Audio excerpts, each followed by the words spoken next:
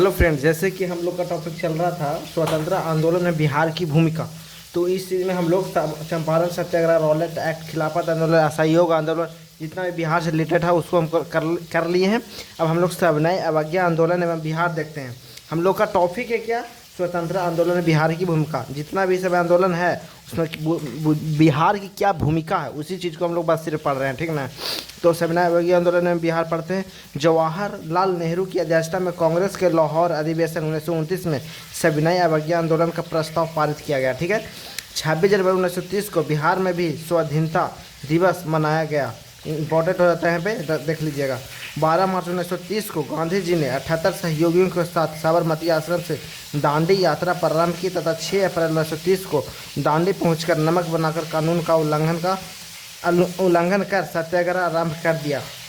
यहाँ पे थोड़ा याद रखिएगा, ये 78 सहयोगियों के साथ, ठीक ना। यहाँ पे देख लेते हैं बिहार में नमक आंदोलन कौन कौन स्थान से कौन कौन नेतृत्व करता थे, इसको याद करना इंपॉर्टेंट हो जाता है। जैसे चंपारण से कौन थे? तो बिपिन बिहारी वर्मा थे। दरभंगा से कौन थे? तो सत्यनारायण सिंह थे। पटना अंबिका कांत सिंह थे, ठीक है। हम लोग का आज इस टॉपिक ख़त्म कर देंगे, स्वतंत्रता आंदोलन में बिहार की भूमिका। और जो बचा हुआ है कहीं तो उसको कभी हम एक सेशन में लाके पूरा कंप्लीट कर देंगे, ठीक ना। अगर इस चैनल पर नए हैं तो चैनल को सब्सक्राइब करिए और वीडियो को लाइक करिए, ठीक है। आगे बढ़ते हैं। पटना से कौन है? तो अंबिका कांत सिंह नेतृत्व कर रहे थे सविनय अवज्ञा आंदोलन को, ठीक। और हाजीपुर से भरत मिश्रा कर रहे थे। बरेजा से गिरीश तिवारी, मुंगेर से श्री कृष्ण सिंह। इसमें से 2-3 कम से कम याद रखिए। बिहार में नमक सत्याग्रह का आरंभ 15 अप्रैल 1930 को चंपारण और सारण जिलों में नमकीन मिट्टी से नमक बनाकर किया गया, ठीक ना। बिहार में नमक सत्याग्रह का आरंभ 15 अप्रैल 1930 को, इंपॉर्टेंट हो जाता है यहाँ पे डेट ही। 1930 को 15 अप्रैल 1930 को चंपारण और सारण जिलों में, ये जो जिला है ये भी इम्पोर्टेंट है, ठीक। जिलों में नमकीन मिट्टी से नमक बनाकर किया गया। देखिए अब कथन, कारक और निष्कर्ष वाला क्वेश्चन आता है तो यहीं पे से ऐसे करके देता है, समझे। तो इन सब चीज़ों को थोड़ा पढ़िए, गो थ्रू होइए इन सब टॉपिक से। सविनय अवज्ञा आंदोलन के कार्यक्रम: नमक कानून का उल्लंघन, कारबंदी आंदोलन, महिलाओं द्वारा शराब, अफीम एवं विदेशी कपड़ा दुकानों पर धरना, विदेशी वस्तुओं का बहिष्कार या सरकारी सेवाओं, ये सबका बहिष्कार किया गया, ठीक है ना। आगे हम लोग देख लेते हैं। सविनय अवज्ञा आंदोलन को 7 अप्रैल 1934 को समाप्त कर किया गया, ठीक है। बिहार सोशलिस्ट पार्टी, ये भी इंपॉर्टेंट हो जाता है यहाँ पे, कम से कम इस सबके स्थापना वगैरह याद रखिए। गंगा शरण सिन्हा, रामवृक्ष बनीपुर और रामानंद मिश्रा आदि ने 1931 में बिहार सोशलिस्ट पार्टी का गठन किया। याद रखिए कम से कम कौन कौन किए थे।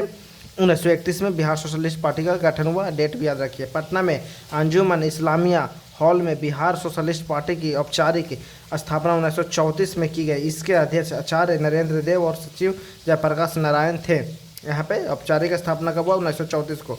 अब व्यक्तिगत सत्याग्रह, देखिए यहाँ से क्वेश्चन आया हुआ है व्यक्तिगत सत्याग्रह से, और बिहार से रिलेटेड आ सकता है, ठीक है ना। व्यक्तिगत सत्याग्रह बस हम लोग सिर्फ ना टॉपिक से गो थ्रू हो रहे हैं, इन लोग को पढ़ेंगे डिटेल में हम। जब सेशन बड़ा सेशन आएगा इस समय तो इतना छोटा सेशन में तो इसको कंप्लीट कर नहीं सकते हैं, लेकिन हम उन सब चीज़ों को अध्ययन करेंगे बहुत ही अच्छे तरीक़े से, ठीक है ना।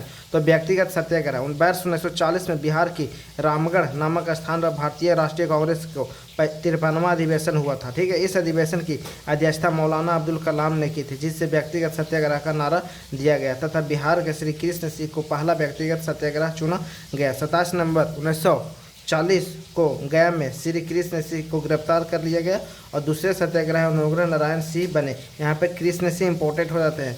यह नारायण सिंह बने जिन्हें पटना सिटी के में भाषण के दौरान गिरफ्तार किया गया। और फॉरवर्ड ब्लॉक की स्थापना और बिहार: महात्मा गांधी से मतभेद होने के बाद सुभाष चंद्र बोस ने 3 मई 1939 को फॉरवर्ड ब्लॉक की स्थापना की। इंपॉर्टेंट होता है। तो आज इस टॉपिक को हम लोग यहीं समाप्त करते हैं। अब नए टॉपिक की ओर हम लोग बढ़ेंगे अगले सेशन से, ठीक है।